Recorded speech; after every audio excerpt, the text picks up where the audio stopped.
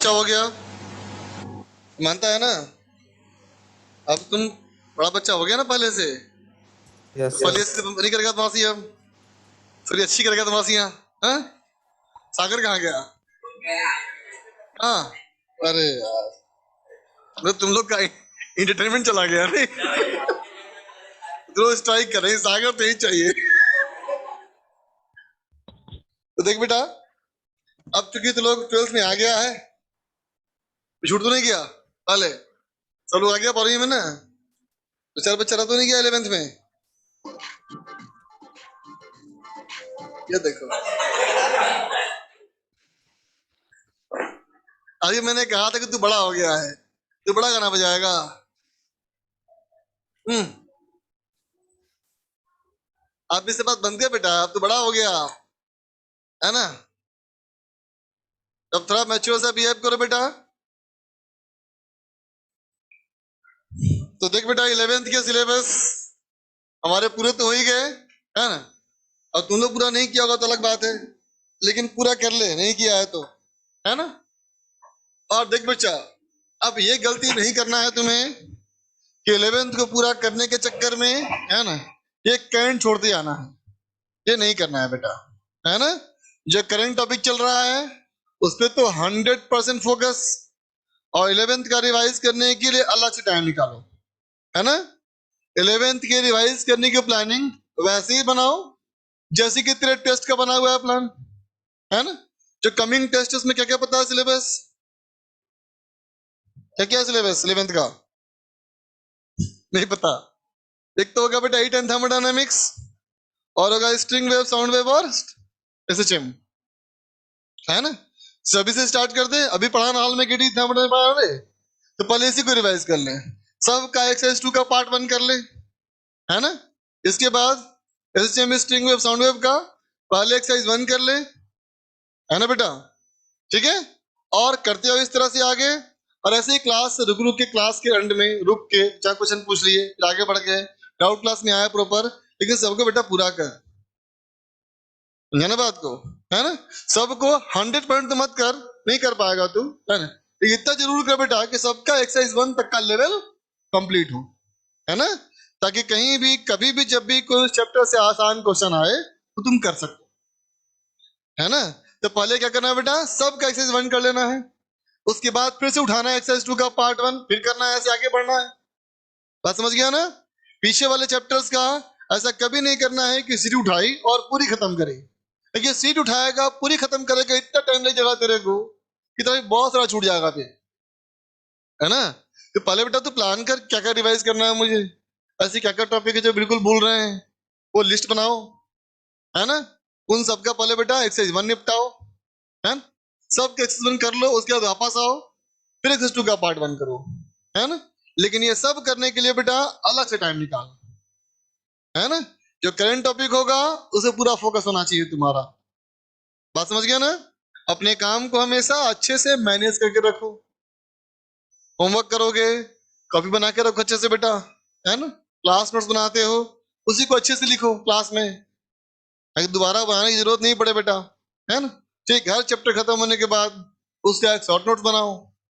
जितना अपने आप को मैनेज करके रखोगे बेटा, उतना टेंशन तुम्हें कम होगा जब एग्जाम आने वाला होगा, है ना। तो हर बार क्या होती है आज खुद देख, तो जब भी एग्जाम आता तो यही होता है ना, एग्जाम वाले वीक के करंट चैप्टर के पढ़ाई रुक जाती है।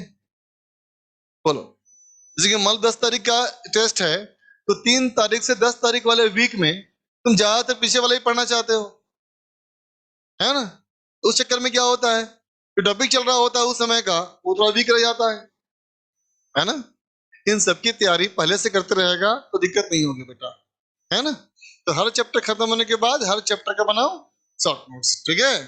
शॉर्ट नोट्स का मतलब कंप्रेशन रेशियो कम से कम होना चाहिए, तो 1:10 का, है ना। मतलब चैप्टर अगर तुम पढ़े हो 10 पेज में, है ना, ठीक है, तो उसको 1 पेज से ज्यादा नहीं होना चाहिए, ठीक है ना बेटा, है ना। हर बच्चे का शॉर्ट नोट्स अलग अलग होता है, सबका सेम नहीं होता बेटा कभी भी, है ना। शॉर्ट नोट्स में हम वही बातें लिखते हैं बेटा जो पॉइंट्स क्रिटिकल होते हैं, है ना। न्यूटन लॉ ऑफ मोशन में न्यूटन के 3 नियम नहीं लिखने हैं, है ना। F = ma नहीं लिखना है, है ना। कांस्टेंट मोशन के बेसिक फॉर्मूले नोट करने हैं, है ना, टोटल लेंथ कांस्टेंट करके या summation of T dot B equal to 0 करके, है ना। और जो तेरे कॉपी का कोई एक डिफिकल्ट क्वेश्चन था उसको वहां पे लिख देना है छोटे से स्पेस पे, है ना। तो इस तरह से चीजों को मैनेज कर, तो मैनेज करते रहेगा, शॉर्ट नोट बना रहेगा, तो रिवीजन का टेंशन नहीं होगा। समझ गया? हाँ, अभी तो ये बात खुद अपने आप से प्रॉमिस कर कि पूरा साल सिंसियर रहेगा। ये खुद अपने आप से प्रॉमिस करके पूरा साल तो सिंसियर रहेगा, है ना। ठीक, ये काम कर लेगा और तेरा जेई मेन में अच्छा स्कोर तो आ ही जाना है। बाकी एडवांस में तुम्हारे खुद के कर्म या क्या कांड किए उस पर डिपेंड करता है। तुम तो एक्सरसाइज 1 तक का लेवल पहले का रिवाइज करो बेटा, करंट चैप्टर सही से मेंटेन करते चलो, है ना, और किसी फालतू के उलझाव में नहीं उलझो। बात समझ गया ना? सबसे इंपॉर्टेंट वही होता है जो चल रहा होता है प्रेजेंट, समझा।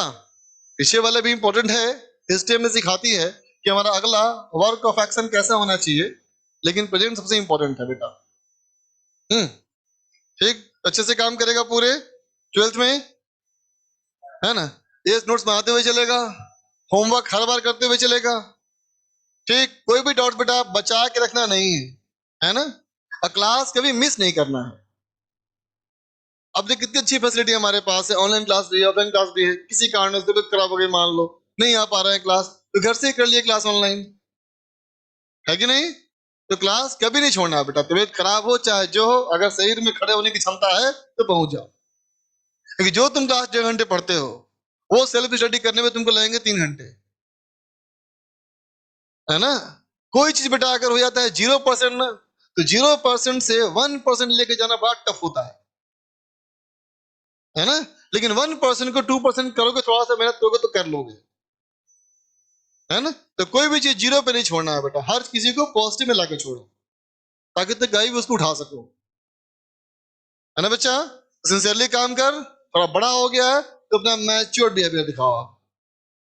एक साल मस्ती करना था कर लिए, कोई बात नहीं, है ना। बचे हुए समय को अच्छे से बचाओ। ठीक, तो चल पढ़ाई शुरू करें। तो देख बेटा, 12th का जो हमारा पहला टॉपिक आ रहा है ज्योमेट्रिकल ऑप्टिक्स, बहुत सिंपल चैप्टर है ये। तो देख बेटा, ज्योमेट्रिकल ऑप्टिक्स, है ना। ऑप्टिक्स मतलब क्या हुआ बेटा, किसके बारे में बात करेंगे हम लोग? लाइट के बारे में, है ना। ठीक है, all about fundamental fundamental characteristics of light. ठीक है बेटा, यह हम लोग लाइट की एडवांस प्रॉपर्टी के बारे में नहीं जाते बेटा, है ना। पूरी ऑप्टिक्स 12th में 3 चैप्टर में पढ़ना है तुमको, है ना। पहला चैप्टर है ये ज्योमेट्रिकल ऑप्टिक्स, इसमें देखेगा बेटा फंडामेंटल प्रॉपर्टी, है ना। दूसरा आएगा तुम्हारा वेव ऑप्टिक्स, लाइट का बिहेवियर एज ए वेव, ठीक है।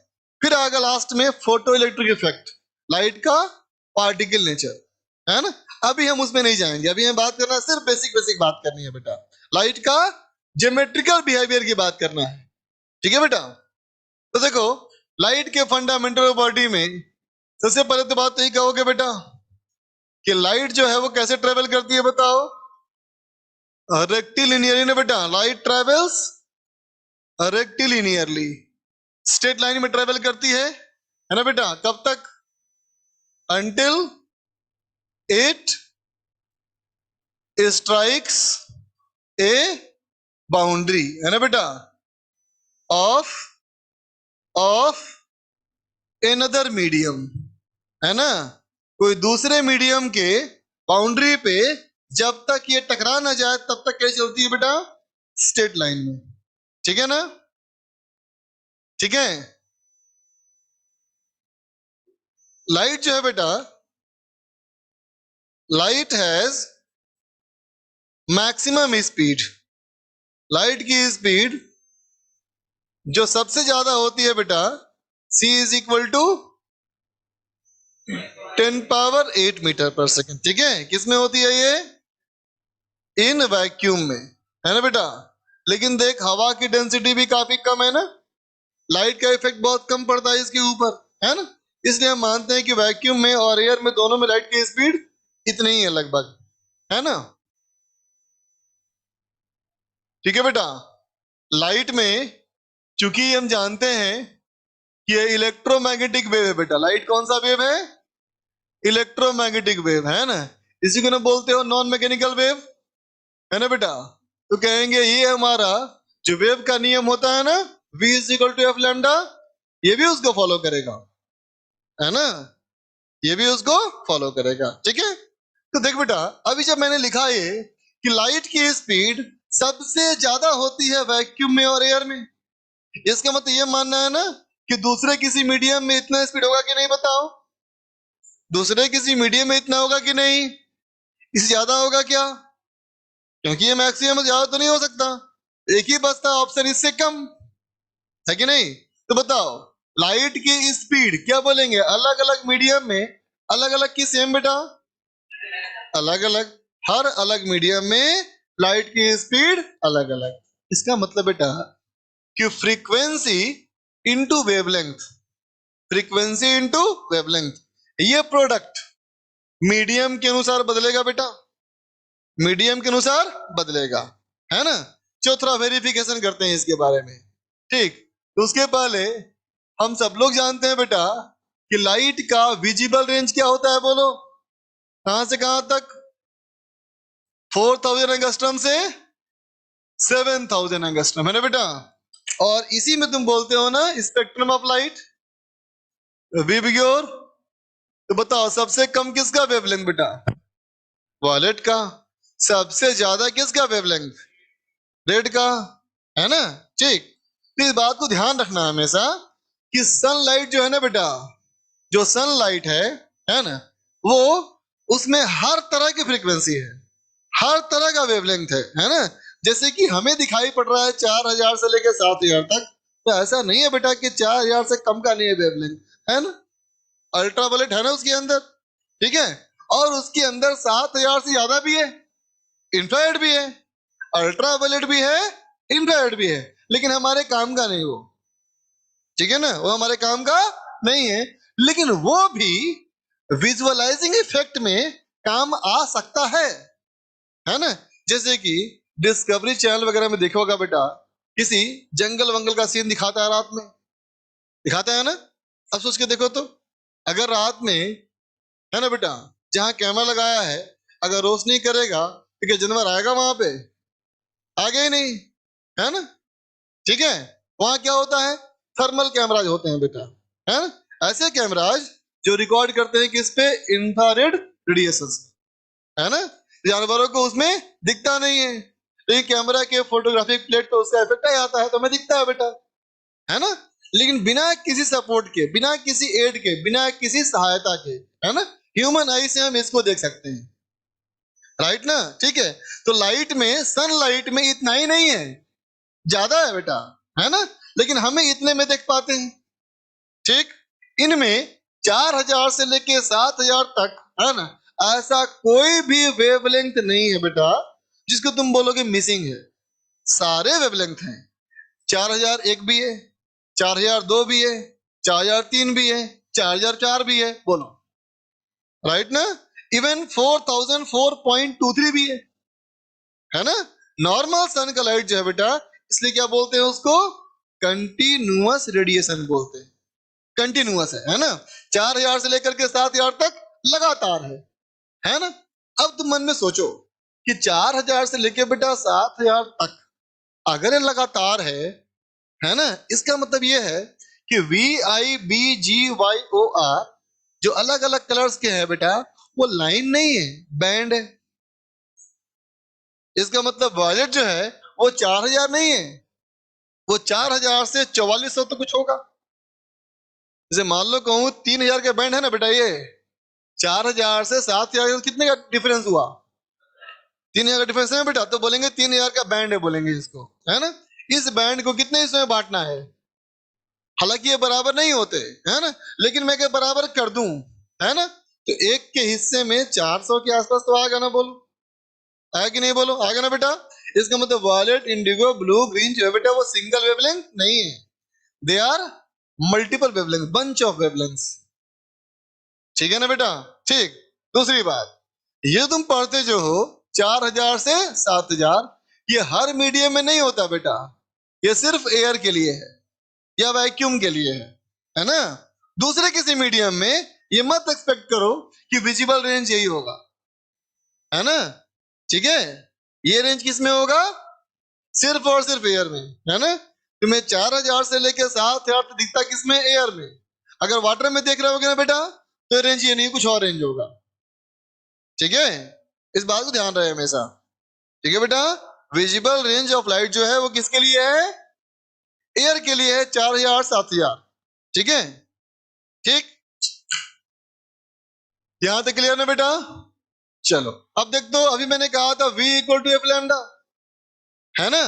ठीक, तो देखते हैं बेटा, व्हाट इज फ्रीक्वेंसी? क्या कहोगे? फ्रीक्वेंसी क्या, जनरली फ्रीक्वेंसी क्या है? जनरल बात बेटा, नंबर ऑफ रिपीटिशंस पर सेकेंड। एक सेकेंड में जितनी बार रिपीट होगा वही कहलाएगा ना बेटा, बोलो फ्रीक्वेंसी है कि नहीं? यही ना होता है बेटा किसी भी ऑसिलेशन का, दुनिया के कोई भी ऑसिलेशन में फ्रीक्वेंसी मतलब बेटा एक सेकेंड में कितनी बार रिपीट हुआ। ठीक है, ठीक। अब बताओ, साउंड का स्पीड हवा में कितना होता है? 332 मीटर पर सेकेंड, बिल्कुल सही। पानी में कितना होता है बोलो? 1200 मीटर पर सेकेंड के आसपास। मतलब हवा पानी में अलग अलग, वैसे इसका भी अलग अलग है कि नहीं? ठीक है, अब इमेजिन करो कि मान लो बेटा, अगर यहां से हम ऐसे से बीटिंग करें, एक सेकेंड में हम बीट करें 30 बार, तो बोलेंगे ना फ्रीक्वेंसी 30 हर्ट्ज का है। बोलो, मैं साउंड बजाया एक सेकेंड में 30 बार, है ना, तो बोले कितने का फ्रीक्वेंसी है बेटा? 30 हर्ट्ज का है कि नहीं? अब इमेजिन करो, अगर इसी आवाज को एक बाहर आदमी खड़ा होकर सुने, वो भी यही सुनेगा। ये अलग बात है कि हम जब बजाएंगे उसको कुछ देर बाद सुनाई देगा, लेकिन उसको भी अगले एक सेकेंड में 30 बार ये आवाज सुनाई देगी। मंजूर? ठीक है बेटा। अब चलो एक काम अगर करूं बेटा मैं, ठीक है, और फिर से कोई ऑब्जर्वर पानी के अंदर बैठ के सुने, है ना, तो पानी में स्पीड ज्यादा है तो उसके पास जल्दी पहुंच जाएगी आवाज, लेकिन वो भी अगले एक सेकेंड में 30 बार ही सुनेगा ना बेटा। बताओ, वो एक सेकेंड में 32 बार सुनेगा नहीं। बोलो, मंजूर करते हो ना इस चीज को? ये बात समझ में आती है ना, है कि नहीं बेटा? जैसे मान लो एक रेस में, अगर मैं बोलूं कि एक रेस में जहां से दौड़ना स्टार्ट हुआ बेटा, है ना, वहां से 20 लोग दौड़े रेस में, ठीक है, और सभी बराबर कैपेबल हैं, सभी बराबर दौड़ रहे हैं स्पीड से, सभी बराबर स्पीड दौड़ रहे हैं बेटा ना, तब क्या होगा? जहां से चले वहां से कितना आदमी बाहर निकला? 20 दौड़ रहे थे लोग ना, 20 आदमी बाहर निकले, है ना। शुरू में धीमे दौड़ेगा बेटा, थोड़ी दूर अगले चेक पॉइंट पे फिर से 20 आदमी क्रॉस करेगा, बोला कि नहीं? अब थोड़ा तेज दौड़ना शुरू करेगा, वार्म अप होने के बाद अगले चेक पॉइंट पे फिर से क्या होगा? 20 आदमी क्रॉस करेगा ना बेटा, बताओ। तो हर चेक पॉइंट पे कितने आदमी क्रॉस करेंगे? लेकिन क्या एक ही टाइम पे? अलग अलग टाइम पे ना बेटा, लेकिन कितने क्रॉस करेंगे? हमेशा 20 ही क्रॉस करेंगे, राइट ना। वैसी बात यहां भी हुई ना। तो तुम बताओ, फ्रीक्वेंसी जो है बेटा मीडियम पे डिपेंड करता है कि नहीं? नहीं डिपेंड करता ना। क्लियर हो गया ना? एक सेकंड में 30 बार आएगा डिस्टर्बेंस, तो एक सेकंड में 30 ही होगा बेटा वो, है ना। भले ही वहां डिस्टर्बेंस कुछ देर बाद पहुंचेगा, है ना, ठीक है, लेकिन जब पहला पहुंचेगा तो फिर एक सेकंड में बाकी 30 ही पहुंच जाएंगे। यहां तक बात समझ में आ गई ना? तो क्या रखेंगे बेटा, बोलो कि फ्रीक्वेंसी जो है रिमेन सेम, है ना, वेयर एज बोलो बोलो, V and lambda depends upon medium। Clear बेटा? यहां तक बात समझ में आ गई, है ना। ये तो कंफर्म है कि वेलोसिटी बदलेगा, फ्रीक्वेंसी नहीं बदलेगा, तो लैम्डा को बदलना ही ना पड़ेगा बेटा। तो वेलोसिटी अगर आधी हो गई तो लैम्डा भी आधा हो जाएगा, वेलोसिटी अगर 1/4 हो गई तो लैम्डा भी हो जाएगा 1/4, है ना। ठीक है ना। चलो आगे सोचते हैं। मान लिया बेटा कि एक कंटेनर है, कोई डब्बा मान ले, ठीक है, इसमें पानी भर दो पूरा, ठीक है बेटा, है ना, और इसके अंदर एक जला दो बल्ब, एक बल्ब जला दो इसके अंदर, और बल्ब जो है बेटा ये ब्लू कलर की लाइट इमिट कर रही है, ठीक है ना। तो अब बताओ अगर हम पानी पूरा खाली कर दें तो पूरी हवा हो गई। चाहे यही सोचो, यही केस था पहला बेटा, पूरे में क्या था बोलो, एयर था और यही बल्ब था, ठीक है बेटा, है ना। ठीक, जब बल्ब ऊपर से देखे बेटा तो हमें क्या दिखाई दिया, ब्लू कलर। तो बताओ पानी भर दोगे तो ऊपर से देखने पे क्या अलग कलर दिखाई पड़ता है बेटा कि सेम दिखाई पड़ता है? सेम दिखाई पड़ता है ना, सेम दिखाई पड़ता है ना। अब सोचो इसमें क्या हुआ, रोशनी किसमें ट्रेवल की, इसमें क्या पहले ट्रेवल की बेटा वाटर में फिर गई एयर में। यहां तो चेंज किया मीडियम, यहां चेंज नहीं किया। इसका मतलब इस वाले में अंदर से बाहर निकलने पे वेवलेंथ बदल गया, पक्का बदला होगा, अभी लिखा मैंने देखो, है कि नहीं बेटा। लेकिन कलर चेंज तो हुआ, दिखा क्या, नहीं दिखा, वेवलेंथ बदला, कलर चेंज हुआ।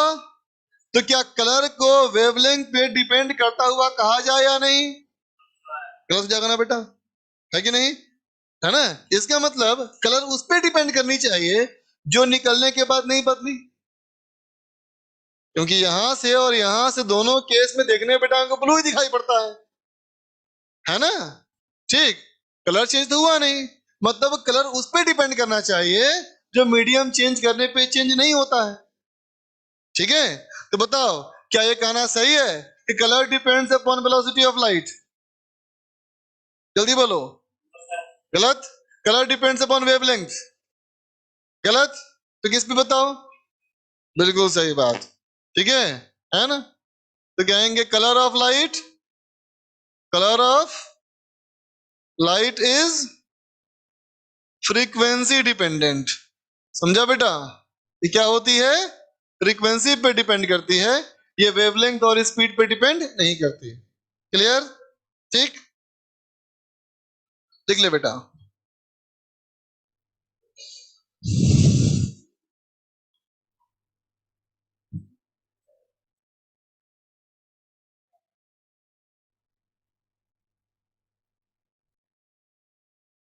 अग्रिम तुम्हें क्लियर हो गया बेटा ये,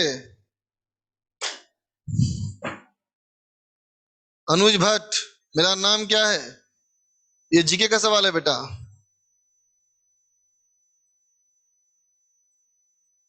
समझ में आ गया अग्रिम को, गुड।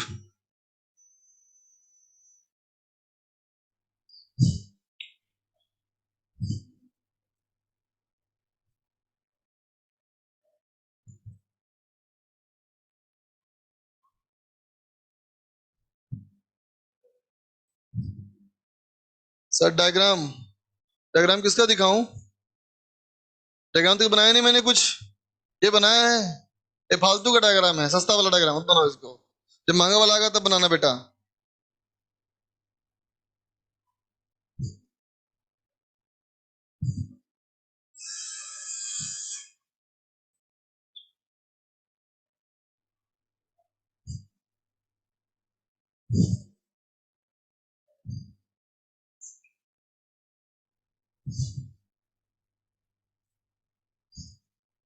बोल रहा है, लिखा है कि कौन बना है करोड़पति में, पूछा था आपका नाम,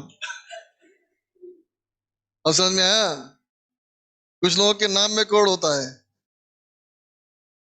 आज चुस्ता हम फ्री का बता देंगे इसको, पेटीएम नंबर दूंगा उसके बाद बताऊंगा, इधर मिटा दूंगा बेटा।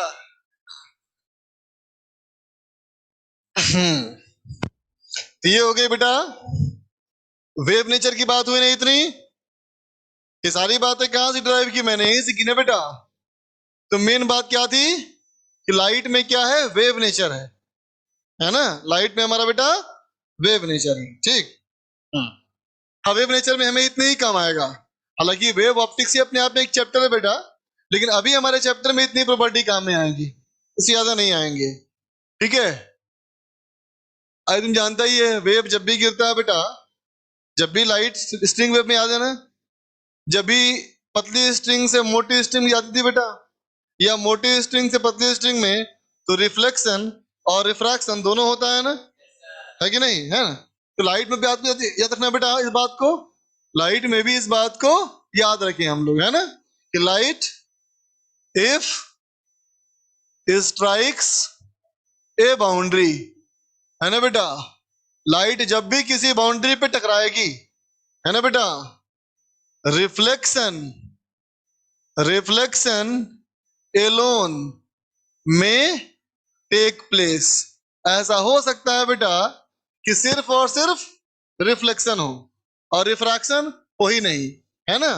ठीक है, लेकिन लेकिन रिफ्रैक्शन जो होता है बेटा, है ना, वो क्या होता है, ऑलवेज along with रिफ्लेक्शन।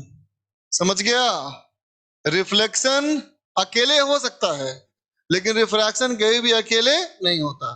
तो मुझे क्यों, ऐसा क्या बात हो गई, क्योंकि देखो मान लो ये हमारा बेटा स्ट्रिंग वाला केस भी बोल रहा हूं दोबारा एक बार, कि एक रिजिड बाउंड्री है। रिजिड बाउंड्री मतलब इसके मॉलिक्यूल बिल्कुल नहीं मूव कर सकते, इसमें ओसिलेट करने का गुण है ही नहीं, है ना बेटा। जो मॉलिक्यूल ओसिलेट कर सकते हैं वो वही ना वेव कैरी कर सकते हैं, है कि नहीं। तब कहेंगे इसमें ओसिलेट करने का गुण है ही नहीं, तो क्या होगा, अगर एक रस्सी बांध करके अगर कोई वेव देंगे बेटा इसके ऊपर, जब वेव यहां पहुंचेगी तो ये तो मॉलिक्यूल हिलेगा ही नहीं, बोलो, है कि नहीं बेटा, है ना, ये मॉलिक्यूल हिलेगा ही नहीं, तो ये अपने आगे वेव नहीं ले आएगा, बोलो, है ना। जैसे कि यूं सोचो बेटा, जैसे कि इमेजिन करो इस फ्लोर पे, है ना, एक लोहे का बड़ा सा इस तरह से गिरा दूं, सब लोग वाइब्रेशन फील करोगे, करोगे ना, बोलोगे जमीन है, फ्लोर है, थोड़ा छत मोटा है तो छत हिल गया, समझ में आती है बात, हटाओ इसको। ग्राउंड फ्लोर की बात कर लेते हैं, तुम रोड पे कहीं खड़े हो, रोड पे कोई भारी सामान गिरता है बेटा, तो वाइब्रेशन फील करते हो ना, है कि नहीं। अब दूसरा केस सोचो, मान लो बेटा सी बीचेस, जहां सैंड पड़ा होता है बहुत सारा, है ना, वहां कहीं गिरता है भारी सामान तो आवाज नहीं आती, वाइब्रेशन नहीं होती, नहीं होती ना बेटा, है ना, क्योंकि हर मोलिकुल क्या है, फ्री है ना। रोड में जमीन में क्या है, हर मोलिकुल एक से अटैच है बेटा, जब ये हिलता है तो ये भी हिलाता है साथ को, लेकिन सैंड पार्टिकल्स क्या है, एक दूसरे से आजाद हैं, तो वो वाइब्रेशन कैरी नहीं कर पाते, है ना। तो वैसे ही मान ले इस केस में क्या होगा, तो कहेंगे यहाँ सिर्फ रिफ्लेक्शन होगा, रिफ्रैक्शन होगा ही नहीं, है ना बेटा, ठीक है। और अब मैं कहूं, इमेजिन करो कि ये क्या है, इसके आगे एक मोटी रस्सी लगी है, इसके आगे मोटी रस्सी लगी है बेटा, है ना? तो जब भी कोई वेव दोगे तो वेव करता क्या है, अपने आगे वाले पार्टिकल को ऑसिलेट करवाता है ना।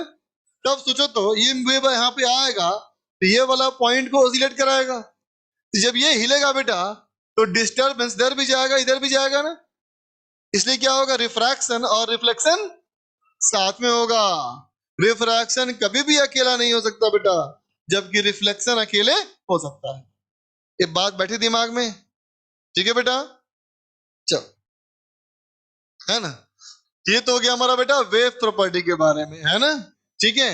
लाइट में पार्टिकल नेचर भी है बेटा, है ना। पहले समझ लो कि पार्टिकल नेचर वेव नेचर आखिर है क्या, है ना। समझ, पार्टिकल नेचर वेव नेचर जो है ना बेटा, ठीक है, ये इस दुनिया में दो तरीके हैं, है ना।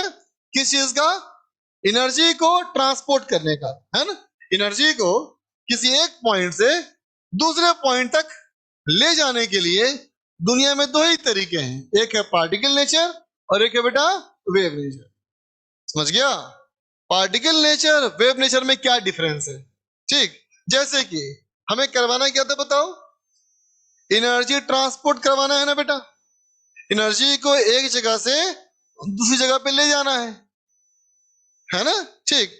लेकिन हम भी जानते हैं बेटा कि एनर्जी जो होती है हमेशा, है ना, वो किसी मैटर में ही होती है, एनर्जी अकेला नहीं होता कुछ, energy is always along with the matter. क्योंकि हमने जहां तक पढ़ा है अभी फिजिक्स में, हमने ये नहीं कहा कि पूरा पढ़ लिया, जहां तक पढ़ा है वही जानते हैं बेटा हम तो, काइनेटिक एनर्जी और पोटेंशियल एनर्जी, है कि नहीं। चलो हीट ही पढ़ लिया, थर्मल एनर्जी, तो टेम्परेचर किसको दोगे, वैक्यूम में दोगे टेम्परेचर, नहीं ना रे, है ना, बॉडी को दोगे ना, है कि नहीं। हीट कहाँ होगी, किसी बॉडी में होगी, काइनेटिक एनर्जी किसी बॉडी में होगी, पोटेंशियल एनर्जी किसी बॉडी का होगा, ये समझते हैं बेटा हम लोग तो अगर एनर्जी इस बॉडी में है और हम चाहते हैं इसकी एनर्जी को किसी दूर जगह ले जाएं, है ना, तो एक तरीका ये है कि इसी को साथ साथ ले चलो, तो क्या हुआ, एनर्जी चली गई मैटर को अपने साथ लेकर के, है ना। इसको फेंक दे v स्पीड से, v स्पीड से मूव करता हुआ जाएगा बेटा, जहां जहां जाएगा आप mv स्क्वायर रहेगा उसके साथ। ये क्या हुआ, transportation of energy along with matter. ये है पार्टिकल नेचर। ये क्या है, पार्टिकल नेचर। ठीक है बेटा, है ना। अब वेव नेचर क्या है, वेव नेचर कहता है कि एनर्जी तो हम ट्रांसपोर्ट करेंगे, है ना, लेकिन मैटर ट्रांसपोर्ट नहीं करेंगे। एनर्जी का ट्रांसपोर्टेशन, एनर्जी का propagation without shifting of matter is called wave nature. समझ गया।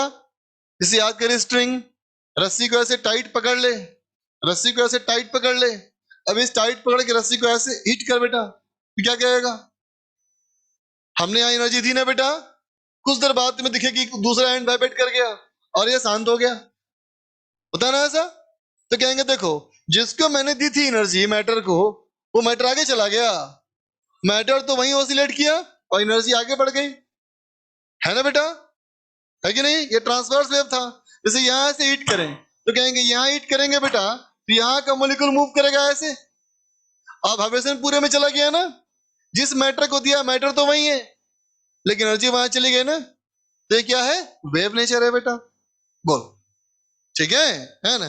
तो वेव नेचर और पार्टिकल नेचर दो अलग अलग चीजें हैं, नहीं। एक यस है तो एक नो है बेटा, बिल्कुल। पहला कहता है पार्टिकल नेचर एनर्जी ले जाना है मैटर के साथ, दूसरा बोलता है बेटा एनर्जी ले जाना है मैटर नहीं ले जाना है। तो दो बातें अलग अलग है ना बेटा, है कि नहीं। मतलब जो अगर ए केस में है वो केस बी में नहीं हो सकता, और जो केस बी में है वो केस ए में नहीं हो सकता। बोलो, राइट ना। साउंड जो है वो क्या है, वेव है ना बेटा, है ना। ठीक है, अभी जब मैंने यहाँ हिट किया डिस्टर्बेंस यहां तक, यही वेव है, ये पार्टिकल नेचर नहीं है, राइट ना। लेकिन लाइट में अपने आप में अनोखा है ना। लाइट में ये दोनों प्रॉपर्टी होती है, पार्टिकल नेचर भी और वेव नेचर भी। इसे बोलते हैं wave particle duality, dual nature of light. समझा, ठीक है। अब वो क्यों ऐसा है, और लाइट में अगर एक गुण है तो क्या किसी और में भी ऐसा गुण है, इससे बात करेंगे हम लोग। सबके लिए चैप्टर हमारे लिए है बेटा। अभी इतना ही रखो, इसमें वेव नेचर भी है ना, और पार्टिकल नेचर भी है। ठीक, तो वेव नेचर में क्या कहा हमने कि वेलोसिटी बराबर एफ लैम्डा होगा, है ना। लाइट की इंटेंसिटी एम्पलीट्यूड के स्क्वायर के प्रोपोर्शनल होगी, बिल्कुल वैसे ही, है ना। लेकिन मैं पार्टिकल नेचर की बात करूं, है ना, तो कहेंगे लाइट जो है बेटा इसमें क्या है बताओ, फोटॉन्स हैं, फोटॉन्स हैं, ठीक है ना। और फोटॉन्स क्या है, छोटे छोटे पार्टिकल जैसे हैं, छोटे छोटे पार्टिकल जैसे हैं, है ना। लेकिन नॉर्मल पार्टिकल नहीं है। नॉर्मल कोई पार्टिकल देखते हो ना, कोई सैंड पार्टिकल, डस्ट पार्टिकल, वैसा पार्टिकल नहीं है, ये अलग है। ये कोई फोटोन है बेटा, ठीक है ना। ठीक, और फोटोन में गीता का नियम चलता है कि जीवन तब तक है जब तक गति है, गति खत्म तो जीवन खत्म। तो वैसे इसका नियम बेटा, जब तक इसे मोशन है तब तक ये जिंदा है, जैसे ही मोशन खत्म हो गया इसकी मौत हो गई। समझा।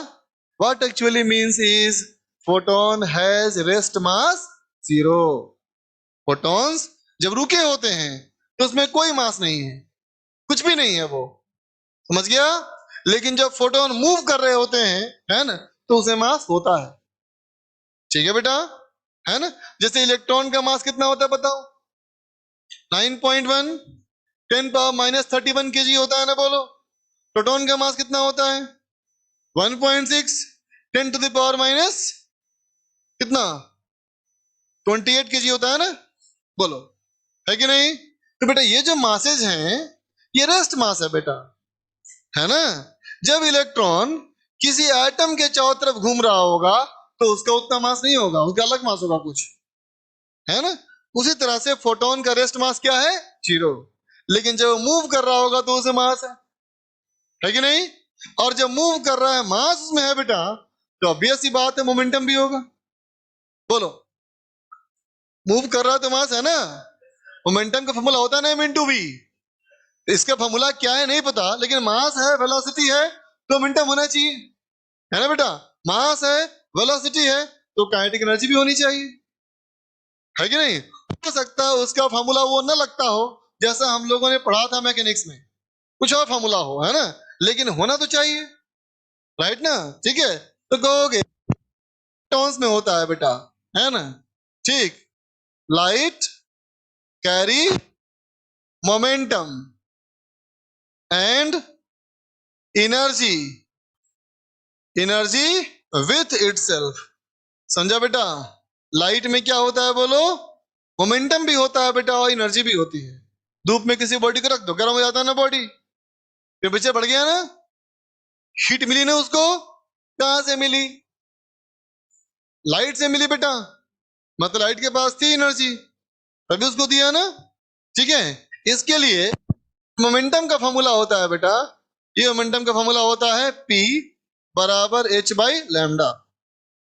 ठीक है, इसके लिए मोमेंटम फॉर्मूला m इंटू भी नहीं होता, इसके लिए फॉर्मूला होता है H बाई लैम्डा। ठीक है, इसकी जो काइनेटिक एनर्जी होती है बेटा, इसका formula of M B square नहीं होता, इसका फॉर्मूला होता है E बराबर एच सी बाई लैम्डा। ठीक है, समझ गया? फटाफट लिख ले इसको।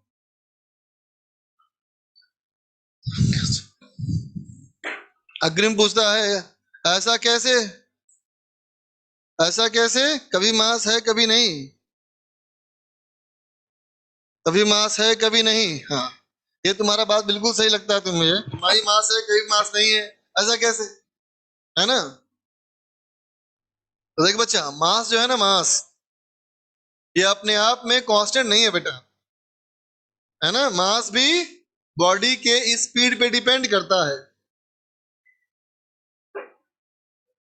ठीक ना? ये क्वांटम मैकेनिक्स, एनर्जी का लिखा बेटा फॉर्मूला E बराबर एच सी बाई लैम्डा।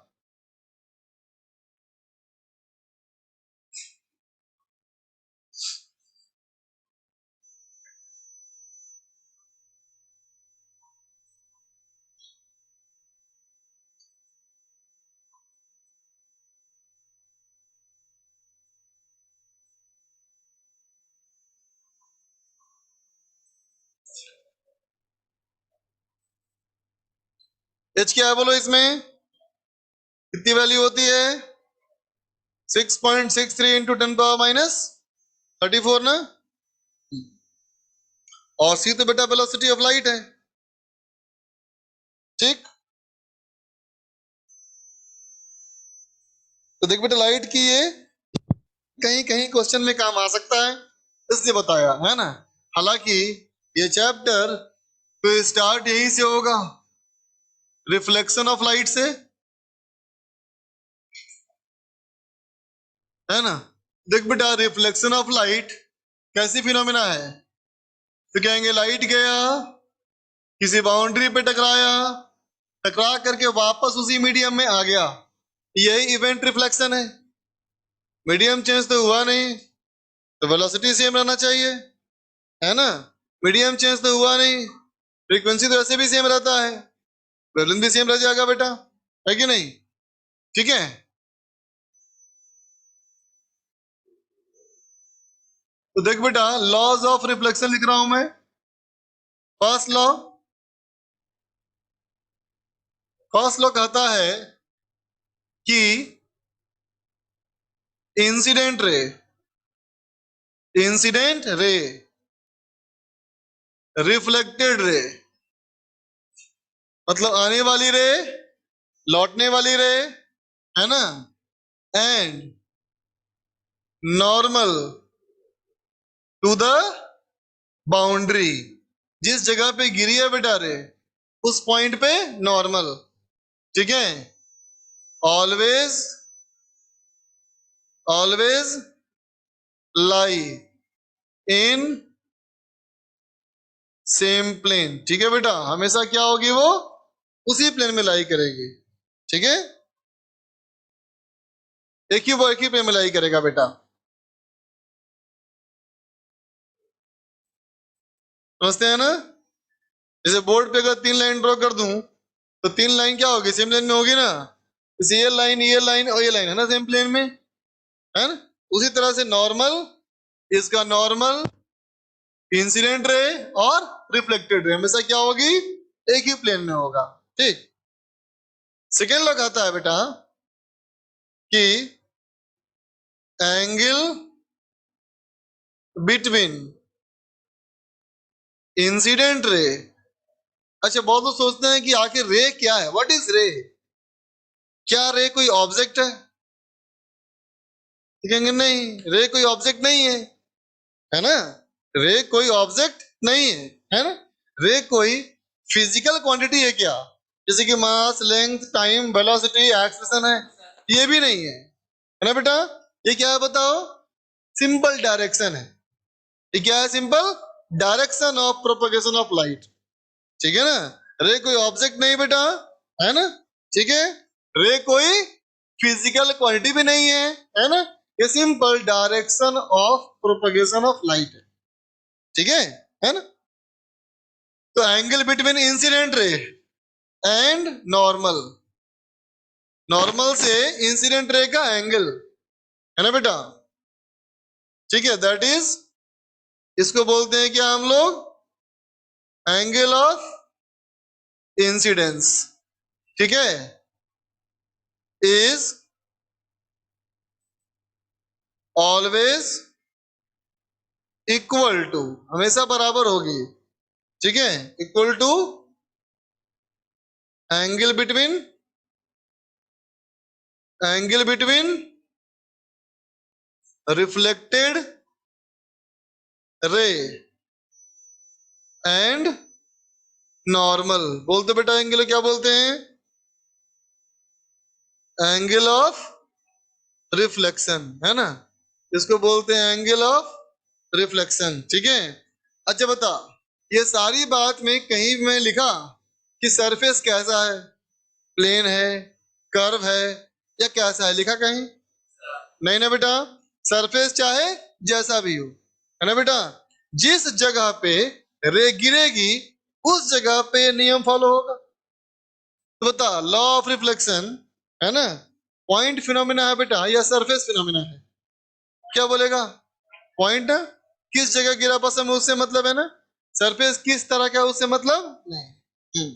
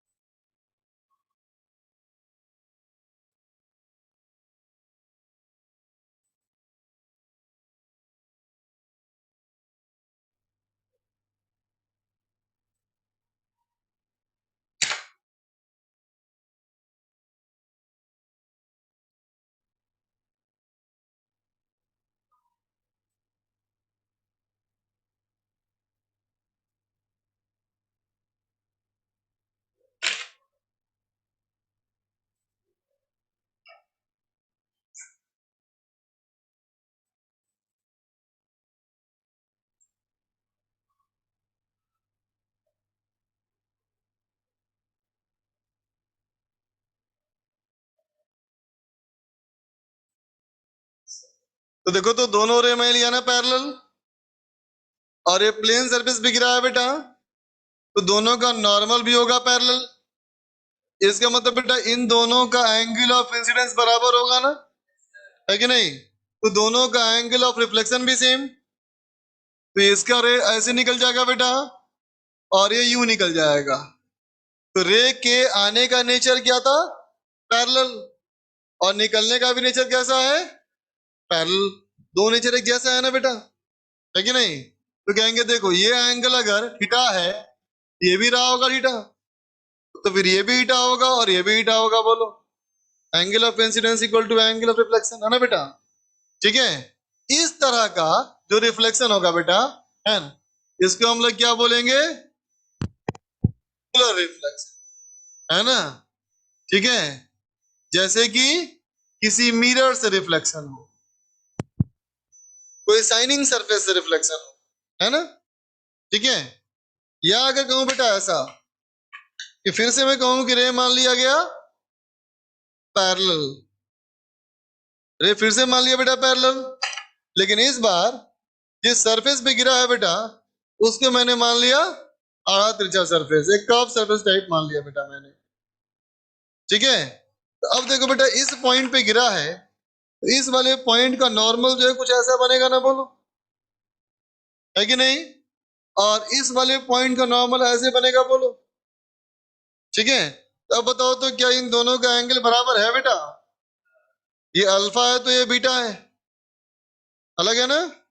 ठीक है, लॉ ऑफ रिफ्लेक्शन दोनों पे लगेगा, है ना? तो कहेंगे देखो जो अल्फा पे रे गिरा है बेटा वो अल्फा पे ही निकल जाएगा, है ना? अल्फा पे ही निकल जाएगा, और जो बीटा पे आया है रे वो बेटा बीटा पे निकलेगा।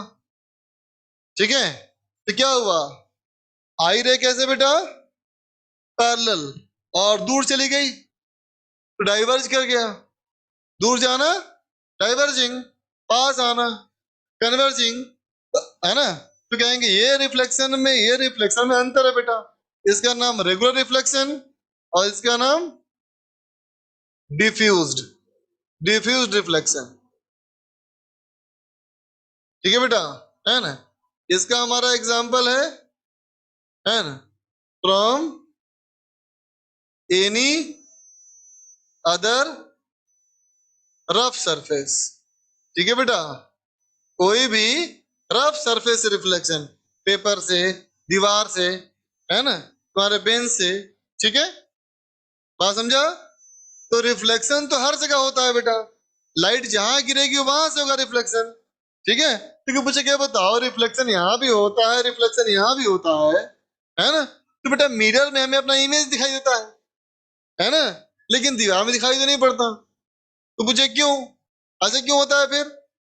देखिए इमेज का दिखना तो रिफ्लेक्शन ना है, बोलोगे यही ना कारण है बेटा, बोल, है ना? देखिए इंसिडेंट रे और रिफ्लेक्टेड रे का नेचर एक जैसा ना बेटा, है ना? तो जैसा आकार ऑब्जेक्ट का होता है वैसे ही आकार दिखाई पड़ता है इमेज का, तुम्हारा ब्रेन सेंस कर लेता है उसको।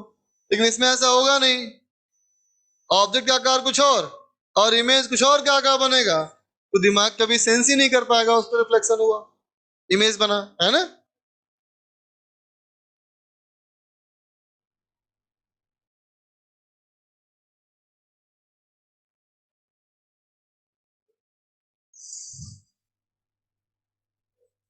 डिफ्यूज हुआ बेटा रिफ्लेक्शन फ्रॉम इरेगुलर सरफेस,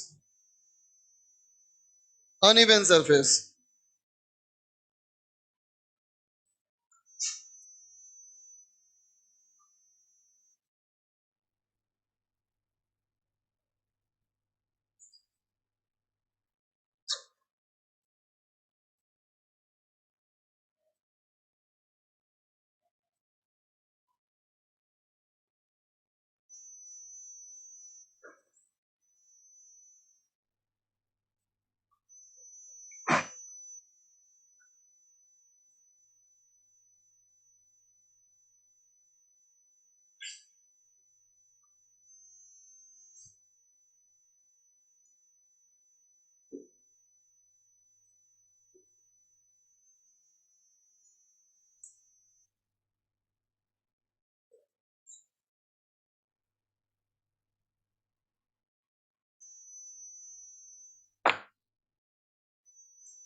चलो देखते बेटा, थोड़ा वेक्टर में काम करें। मान लो कहा कि एक सरफेस मान ले बेटा, इस सरफेस का ये जो है बेटा ये नॉर्मल है ना? और यहां से राइट निकली ऐसे बेटा, और आई थी इस पे ऐसे लाइट, ये है इंसिडेंट रे, ये है रिफ्लेक्टेड रे, और ये हमारा है नॉर्मल, है ना? ठीक, वेक्टर में दिखाने के लिए मैंने कहा इसको आई कैप, इसको कहा आर कैप, इसको कहा एन कैप। तो आई कैप क्या है बेटा? तो बोलेगा unit vector in the direction of incident ray, unit vector in the direction of reflected ray, unit vector in the direction of normal, है ना? तो ये एंगल बेटा थीटा है, तो ये एंगल भी थीटा होना चाहिए, है ना? तो फर्स्ट लॉ क्या कहा गया था हमसे कि तीनों लाइन बेटा सेम प्लेन में होंगी, है कि नहीं? है ना? तो बता बेटा, तीन वेक्टर अगर सेम प्लेन में होते हैं, याद है? बोलो तो। अच्छा बताओ बेटा, दो वेक्टर का क्रॉस प्रोडक्ट कैसा होता है? दोनों के प्लेन से परपेंडिकुलर। जैसे आई क्रॉस जे क्या होता है बताओ? सबको याद होगा, आई क्रॉस जे इक्वल टू के। तो आई क्रॉस जे के मिटा ऐसे ना बनेगा रे, ये आई और जे और ये के। तो आई और जे को अगर हम क्रॉस करेंगे तो रिजल्ट क्या आएगा ना, इसके प्लेन से, इसके प्लेन से परपेंडिकुलर हो जाएगा ना बेटा, बोल है कि नहीं? है ना बेटा? तब सोचो, आई क्रॉस जे तुम करो भले ही, है ना, लेकिन अब तुम कहोगे जो रिजल्ट आया है ना बेटा, वो इन दोनों के प्लेन में कोई तीसरा वेक्टर भी अगर है तो ये इससे ही परपेंडिकुलर है। इधर कोई वेक्टर अगर है तो उससे भी परपेंडिकुलर है, इधर कोई वेक्टर है तो उससे भी परपेंडिकुलर है। मतलब ये तो पूरे प्लेन से परपेंडिकुलर हो गया, ये पूरे प्लेन से ही परपेंडिकुलर हो गया बेटा, है ना? ठीक है, तो वही ये कहता है, देखो अगर मैं कहूं कि एन और आर को अगर मैं कर दूं क्रॉस प्रोडक्ट, तो एन क्रॉस आर कैसे होगा बोलो? ऐसा हो जाएगा ना, बताओ। तो बताओ इस वाले से कितना बनेगा एंगल? 90 डिग्री ना? तुमको तो पता है 90 डिग्री वेक्टर अगर हो, उनको आपस में डॉट करो तो रिजल्ट 0 हो जाता है कि नहीं? तो कहेंगे देखो ऐसा करो कि आई कैप को डॉट करो N cap cross R cap से, है ना, तो रिजल्ट 0 हो जाएगा, है ना? इन दोनों को क्या, तुम ऐसा करो किसी भी दो को क्रॉस कर लो, है ना, और तीसरे के साथ डॉट कर लो। ठीक है बेटा? मतलब बिल्कुल मत सोचो किसको क्रॉस करना है और किसको डॉट, किसी दो को क्रॉस और तीसरे के साथ डॉट, तो रिजल्ट 0 होगा, है ना? तो कहोगे क्या है ये? यह vector representation of first law of reflection, reflection के पहले नियम का वेक्टर नोटेशन है बेटा ये, है ना? ठीक है, अब बताओ तो मुझे बेटा, अगर मैं एक ऐसे ड्राइंग बनाऊं, बोलो ये दो वेक्टर है बेटा, ये एंगल 40 डिग्री है, तो पूछेगा बताओ ए वेक्टर बी वेक्टर के बीच में कितना एंगल है? 40। सही। और अगर मैं कहूं बेटा कि वेक्टर ऐसे है और एक वेक्टर ऐसे है, ये एंगल 120 डिग्री है, तो ए में कितना एंगल है? 60 डिग्री ना? क्योंकि वेक्टर के बीच में एंगल कैसे नापते हैं? जब टेल टू टेल जुड़ा हो या हेड टू हेड जुड़ा हो, राइट ना? ठीक है ना? और अगर हेड टू टेल जुड़ा हो तो बाहर का एंगल नापते हैं, तो ये एंगल नापते हैं ना हम लोग। तो अब इस डायग्राम में देखिए बताओ, एन और आर के बीच में कितना एंगल है बेटा? थीटा। और आई और एन में अच्छे से देखो, आई एन का एंगल, नहीं बेटा, इसका यहाँ टेल हेड आएगा और इसका टेल है, तो ये एंगल थोड़ी नापेंगे बेटा हम लोग।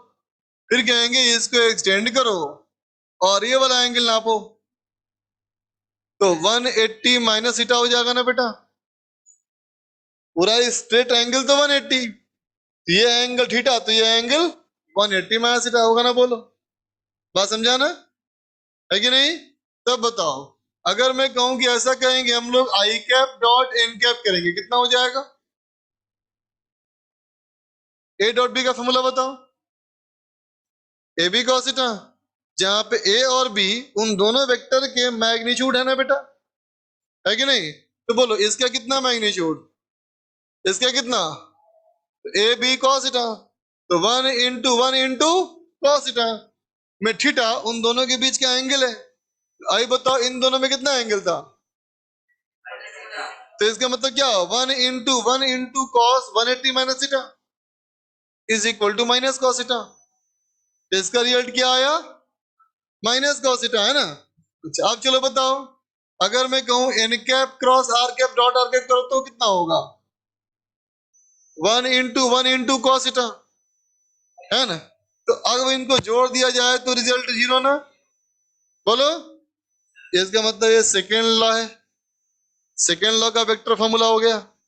बोल बेटा, वेक्टर लॉ का है सेकेंड फॉर्मूला का ना, कि angle of incidence angle of reflection बराबर होगा, तभी तो ऐड करके 0 होगा।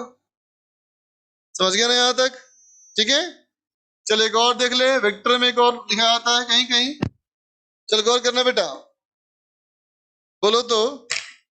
अब मैं क्या किया बेटा, इसको मान लिया मैंने एक्स एक्सिस और इसको मैंने मान लिया वाई एक्सिस, ठीक है। तो बोलो तो बेटा, ऐसे बोल सकते हैं क्या, N cap is J cap, हो सकते हैं। अब बोलो बेटा, जो आर कैप है, ये आर कैप का कितना मैग्नीट्यूड है? बिल्कुल सही, वन मैग्नीट्यूड ना बेटा। तो इसका वाई में कितना कंपोनेंट, कॉस ईटा, और एक्स में कंपोनेंट साइन ईटा। इसका मतलब हो गया कॉस ईटा जे कैप प्लस साइन ईटा आई कैप। तो वैसे बोलो आई कैप क्या होना चाहिए, माइनस कॉस ईटा जे कैप प्लस साइन ईटा आई कैप। इसमें किसी को कोई दिक्कत है बेटा बोल दो, एकदम क्लियर है ना, ठीक है। चलो देखो तो बेटा, अच्छा देखो तो, ये सब चीज क्या इस पे सूट कर रहा है, देखो ना एक बार। आई डॉट एन करो, कितना आएगा बताओ, ये जीरो हो जाएगा ना, ये तो माइनस कॉस ईटा, इन दोनों को कॉस, सही है ना वो तो। अब देखो क्या लिख रहा हूं मैं, अब लिख रहा हूं इसी को देख करके, R cap is equal to I cap minus two I cap dot N cap into into फिर एन कैप, ठीक है। चलो चेक करते हैं, बोलते बेटा आई डॉट एन कितना होगा, माइनस कॉस थीटा, ठीक, इंटू टू क्या है, ये मल्टीप्लाई, और फिर ये क्या है, जे कैप।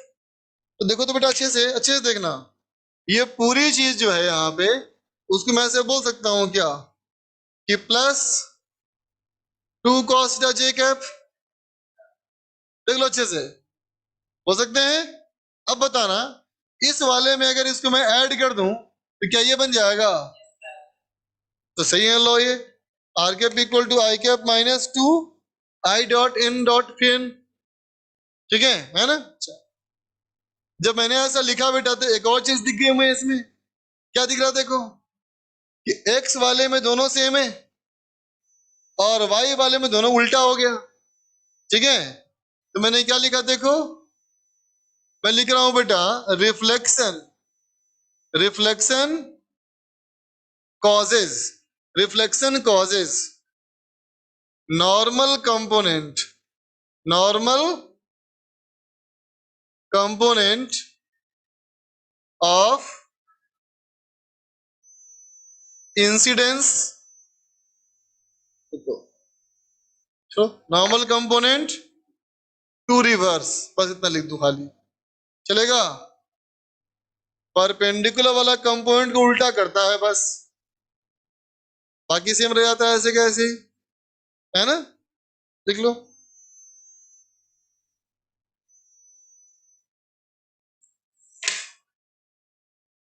बोलो,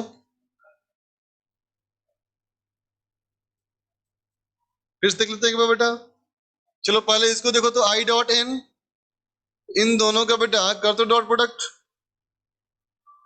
तो आई डॉट जे जीरो हो जाएगा ना, और जे डॉट जे वन हो जाएगा। रिजल्ट क्या आया, माइनस कॉसिटा आया ना बेटा, है ना। माइनस कॉसिटा की आगे फिर क्या है, माइनस, तो हो जाएगा प्लस, तो प्लस टू कॉसिटा जे कैप, इसको इसमें ऐड किया आई कैप में, इसमें ऐड किया इस चीज को, इसके बराबर आ गया, है ना।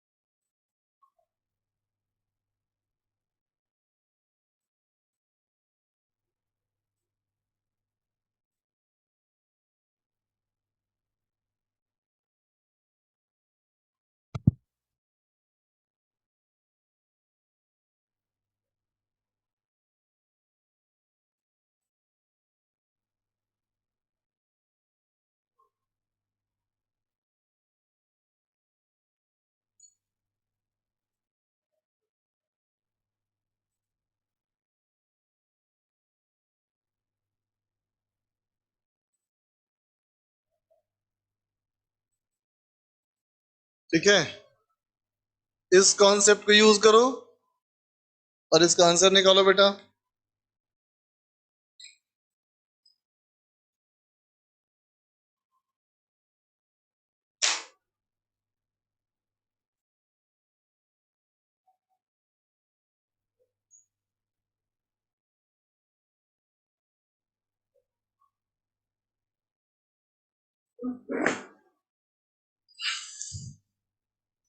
आनंद अनम्यूट करो, क्या दिक्कत है बेटा, बोल।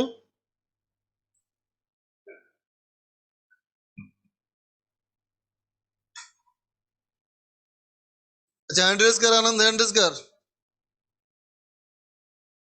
माइक नहीं है, क्या लिखा है? तुम ब्रीफ में भी चलेगा। पूछना क्या है तुमको भाई? I dot N plus N dot R में दिक्कत है। ओके, अब दिक्कत तो नहीं होना चाहिए बेटा, क्योंकि जब ये लिखा मैंने, फिर मैंने ये लिखा, तब तुम इन सबको इसमें पुट करके चेक कर लो ट्रू है कि फॉल्स है। आई डॉट एन करेंगे बच्चा हम लोग, तो आ जाएगा माइनस गॉसिटा, और इसका करेंगे डॉट प्रोडक्ट, तो आ जाएगा प्लस गॉसिटा। दोनों को ऐड करेंगे तो रिजल्ट 0 हो जाएगा।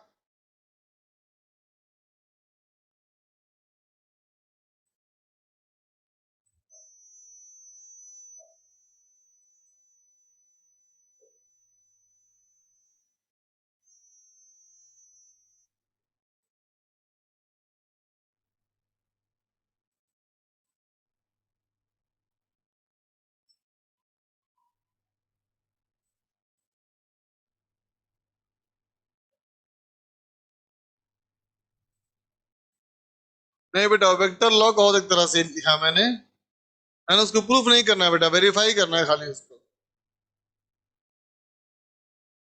अब एक क्वेश्चन बनाओ।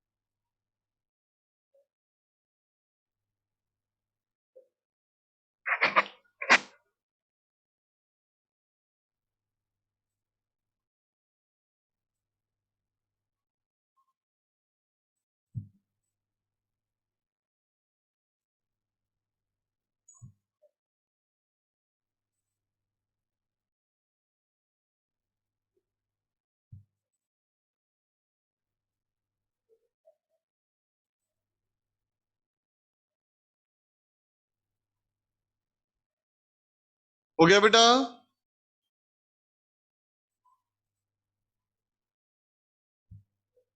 बोल दो बेटा, जिस प्लेन पे गिरा है वो प्लेन कौन सा है बेटा? एक्स वाई प्लेन है, बोलो। तो बोलो तो बेटा, इस प्लेन का नॉर्मल क्या होगा? जेड एक्स होगा ना बेटा, और जेड का मतलब हो गया के कैप। बोलो, जेड का मतलब बेटा के कैप ना। तो अब बताओ तो का मतलब क्या होता है? तो कहोगे बेटा unit vector of incident ray, है ना। क्वेश्चन में क्या कहा है देखो, कि इंसिडेंट रे जो आया है बेटा, वो इस वाले वेक्टर के आया है पैरेलल। इसका मतलब आई कैप जो है बेटा, वो इसी के ना होगा, बताओ, parallel A cap. I cap A cap same ही हो गया ना बेटा। तो बोल तो क्या हो जाएगा ए कैप? इसका निकाल लो बेटा यूनिट वेक्टर। तो किसी वेक्टर से बेटा यूनिट वेक्टर कैसे निकालते हैं बताओ? उसी के मैग्नीट्यूड से डिवाइड करके ना। तो कहेंगे 2 square plus 2 square plus 1 square, ठीक है बेटा।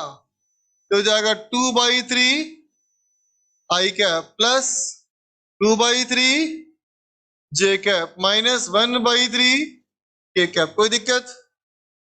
ठीक है बेटा। तो देखो, जैसा कि हमारा लॉ था बेटा, कि नॉर्मल कंपोनेंट उल्टा हो जाएगा। तो नॉर्मल कौन था बताओ? जेड ना बेटा, जेड वाला उल्टा हो जाएगा ना, और बाकी सब सेम रहेगा। इसका मतलब आई कैप वाला सेम रहेगा या बदलेगा बेटा? ये सेम रहेगा 2/3 i कैप, है कि नहीं? अब बताओ जे कैप वाला, ये भी सेम रहेगा, और ये उल्टा हो जाएगा बेटा, यही आंसर हो गया। समझ गए?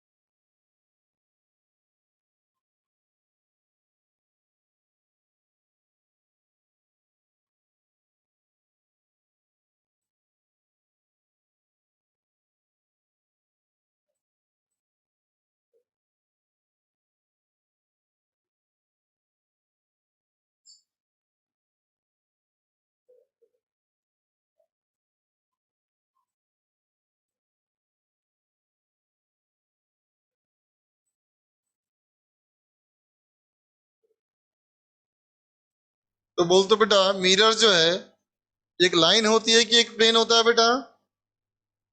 प्लेन ना? तो ऐसे बोलूं कि थ्री म्यूचुअली परपेंडिकुलर मिरर्स, जैसे कि X Y Z axis. X Y Z तो लाइन है बेटा, है ना? क्या बोलना पड़ेगा? X Y plane, Y Z plane, और जेड एक्स प्लेन। जैसे कि तीन दीवारें, ये सामने की दीवार, ये वाली दीवार, और ऊपर की दीवार। देखो है ना, तीनों म्यूचुअली परपेंडिकुलर। कहता है कि रे ऑफ लाइट लो, पहले इस पे गया, वो ऐसे आया, ठीक है, रिफ्लेक्ट हुआ, फिर उस पे गया छत पे, फिर वहां से वो रिफ्लेक्ट फिर इस पे आया, और फिर यहां से रिफ्लेक्ट होकर के बाहर निकल गया। ठीक है? तो कहता है तीन बार रिफ्लेक्शन होने के बाद बताओ कि फाइनल इमर्जेंट रे का यूनिट वेक्टर कैसे होगा। ये भी सेम कॉन्सेप्ट पे ही है ना? पहले से कर लो एक्स वाई प्लेन का, दूसरे से वाई जेड प्लेन का, तीसरे से जेड एक्स प्लेन का। करो।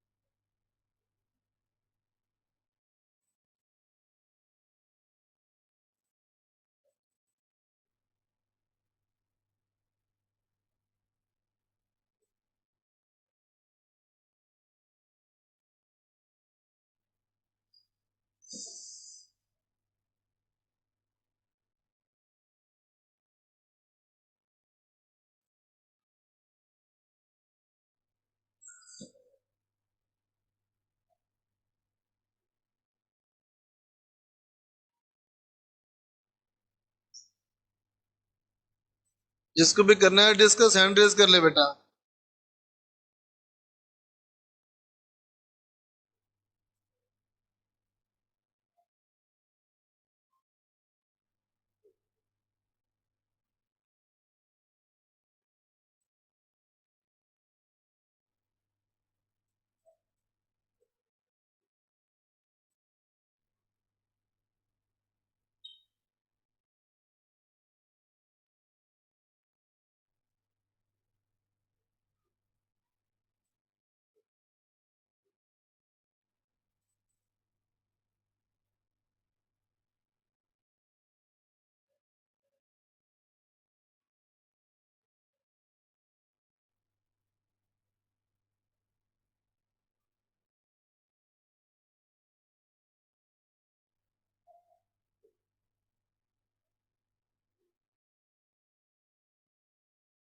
बोलो।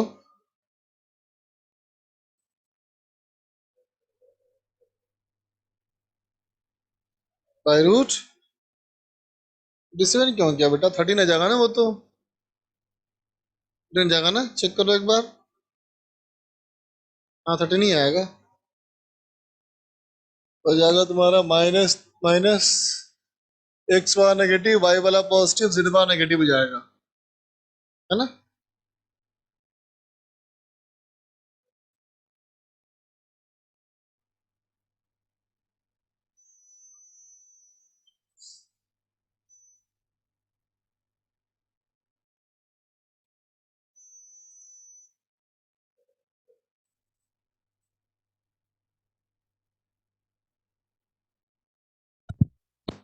फिर से वैसे ही कहेंगे बेटा हम लोग कि जो आई कैप होगा वो तो ए कैप होगा बेटा, इसका मतलब इस वाले के पैरेलल, इसका निकाल ले मैग्नीट्यूड। ये बेटा 3i minus 12j plus 4k, है ना। इसको डिवाइड करना है मुझे, square root of 3 square plus 12 square plus 5 square बेटा, सॉरी हाँ 4 स्क्वायर। ये हो जाएगा हमारा 3/13 I cap minus 12/13 J cap plus 4/13 K cap, है ना बेटा। अब चलो बात करें फर्स्ट रिफ्लेक्शन। तो फर्स्ट रिफ्लेक्शन के लिए मैंने मान लिया बेटा एक्स वाई प्लेन से हुआ, तो एक्स वाई प्लेन का नॉर्मल क्या होता है? जेड ना बेटा, तो जेड वाला उल्टा हो जाएगा, बाकी सब सेम। इसका मतलब आर कैप क्या हो जाएगा बोलो? कहेंगे 3/13 I cap minus 12/13 J cap minus 4/13 K cap, बोल बेटा, हो गया ना। ठीक, अब कहोगे सेकेंड रिफ्लेक्शन। तो सेकेंड रिफ्लेक्शन के लिए बेटा चलो मैंने मान लिया वाईजेड प्लेन, है ना। ठीक, तो देखो बेटा अब ये वाली रे जाएगी ना उसके ऊपर, ये थोड़ी जाएगी, तो खत्म हो गया, ये तो ये बन चुका है। अब ये जाएगा इसके ऊपर ना बेटा, तो कहेंगे देखो अब होगा आर डैश कैप। अब कहेंगे वाईजेड का बताओ नॉर्मल क्या बेटा? एक्स, तो एक्स वाला उल्टा हो जाएगा, अब क्या हो जाएगा बोलो? -3/13 I cap minus 12/13 J cap minus plus -4/13 K cap. ठीक बेटा। अब थर्ड रिफ्लेक्शन, थर्ड में हमारा क्या हो जाएगा बेटा? आर डबल डैश ना, बोलो कितना? अब ये कौन सा प्लेन? जेड एक्स प्लेन के परपेंडिकुलर क्या होता है? वाई ना, और वाई को उल्टा कर दो, तो -3/13 I cap plus 12/13 J cap minus 4/13 K cap. क्या ऐसा दिख रहा है बेटा? ये माइनस ऑफ आई कैप है, इस आई कैप का जस्ट उल्टा है ना। इसको याद कर लो कॉन्सेप्ट को बेटा। तीन म्यूचुअली परपेंडिकुलर पे टकराएगी रे, तो हमेशा लौटेगी कैसे?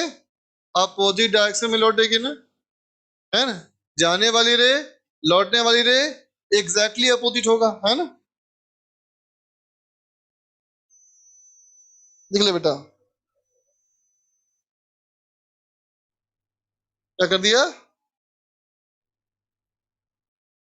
तीनों को प्लस ही कर दिया।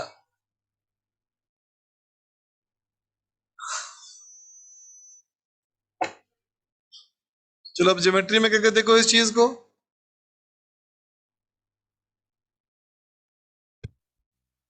मान लो कहता है बेटा दो मिरर है, दो मिरर के बीच का एंगल, कहते हैं यहां से कोई रे आई बेटा ऐसे, ये मान लो 70 डिग्री पे रे आई, ठीक है, 70 नहीं, चलो इसको 40 डिग्री मान लेते हैं, ठीक है बेटा, नहीं 40 भी नहीं मानोगे, बढ़ जाएगा फिर,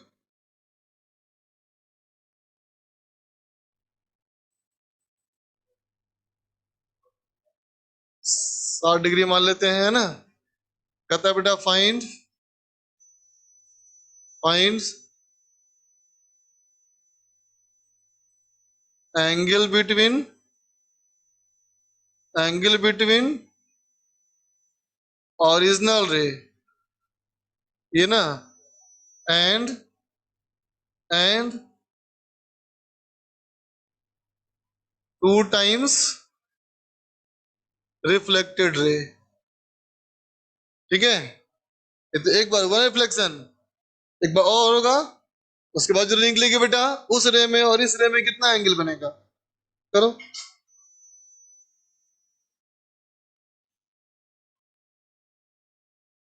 अरे बेटा प्लेन से डिसाइड कैसे किए, हरी बात करता है तुम, एक्स वाई प्लेन्स का नॉर्मल तो होगा ना बेटा जेड, तो हमेशा नॉर्मल का उल्टा करना है बेटा, जो प्लेन है जैसे एक्स वाई प्लेन है तो कहेंगे एक्स वाई सेम रहेगा, वाई जेड प्लेन है तो Y component Z component same रहेगा, जेड एक्स प्लेन है तो Z component X component same रहेगा, समझा।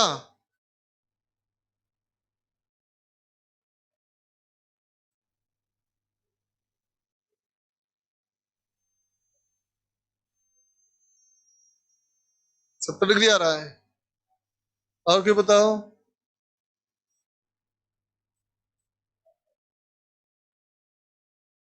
70 आ रहा है,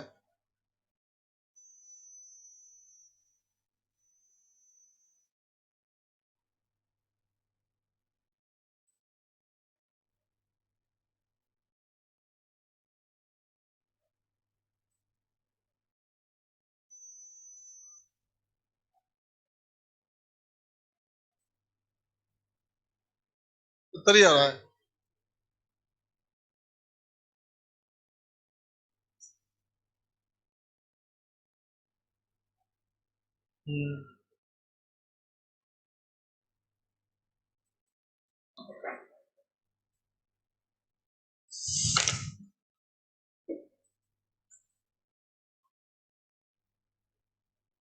कहेंगे देखो, जब यहां से नॉर्मल ड्रॉ करेंगे बेटा तो ये कितना हो जाएगा बताओ एंगल, 30, तो रे जब ऐसे निकलेगी बेटा तो ये कितना एंगल होगा, ये भी 30 हो जाएगा बेटा, तो ये कितना हो जाएगा बोलो, 60, यहां से टकरा करके जब यू निकलेगी बेटा, यहाँ भी नॉर्मल होगा ना, ये 60 हो गया, 50 हो गया, तो ये कितना बताओ, ये हो जाएगा बेटा 70 ना, क्योंकि ट्राइंगल का सारा एंगल का सम 180 होना चाहिए, तो ये 70 हो गया बेटा, तो ये 20 हो गया, तो फिर ये भी 20 हो गया, और ये वाली रे और ये वाली ये एंगल पूछा ना हमसे, बोलो ये एंगल पूछा है ना, तो कहेंगे ये वाला एंगल लो प्लस ये वाला एंगल लो प्लस ये वाला एंगल लो, शुड बी इक्वल टू 180 ना, बोलो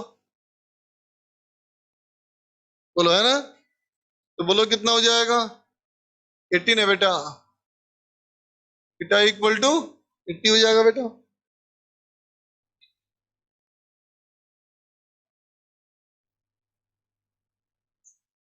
समझ गए।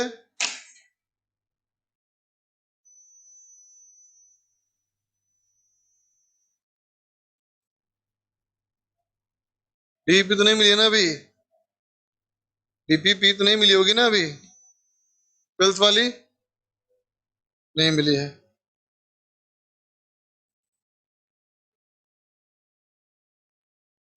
तो अभी कमिंग टॉपिक टेस्ट वाले हैं बेटा, उसी को बनाओ, है ना। जैसे SHM, string wave, sound wave, है ना, KTG, thermodynamics, calorimetry, thermal expansion, है ना। इसके एक्सरसाइज 1 पहले बनाओ सबका। हाँ बोलो, है पढ़ाएंगे बेटा। 12th में आएगा तुम्हारा एरिया मेजरमेंट, एरिया मेजरमेंट आएगा 12th में ना हमारा, उससे नहीं कर लेंगे डायमेंशन। तो सुन बच्चा, तुम लोग अब ध्यान देना इस बात पे कि जो टेस्ट आ रहा है, हर अगला टेस्ट कि आने वाला खराब मार्क्स तुमको डिमोटिवेट करते जाएगा। ये तो बात हम सब लोग समझते हैं ना बेटा, है ना। तो पहले क्या हम कर लिए, क्या छूट गया, है ना, उससे ज्यादा इंपॉर्टेंट अगले टेस्ट में मार्क्स लाना, है ना। तो अगले टेस्ट के, आने वाले टेस्ट की अभी से शुरू करो, 11th वाले पोर्शन कंप्लीट करो, क्योंकि 12th का पोर्शन बहुत कम ही रहेगा, उसमें रहेगा अभी तो, है ना। शायद पहले टेस्ट तक तेरा पहला चैप्टर भी पूरा ना हो पाए, है ना। तो ज्यादातर क्वेश्चन तो वही रहेंगे, और तुम उन सबको शुरू कर, है ना। तो सबको मैं ही टारगेट देता हूँ, शुरू करो अभी। अभी तुम क्या करो, हीट एंड थर्मोडायनेमिक्स शुरू करो, थर्मल एक्सपेंशन, कैलोरीमेट्री और हीट एंड थर्मोडायनेमिक्स। ठीक है बेटा, इन सबके एक्सरसाइज बनाओ वापस, ठीक है ना। और डाउट्स वगैरह अगर हो तो क्लास से निकल के पूछ लिया करो तुरंत, या फिर बेटा डाउट क्लास में आके पूछो, लेकिन करो, ठीक है। चल बाय।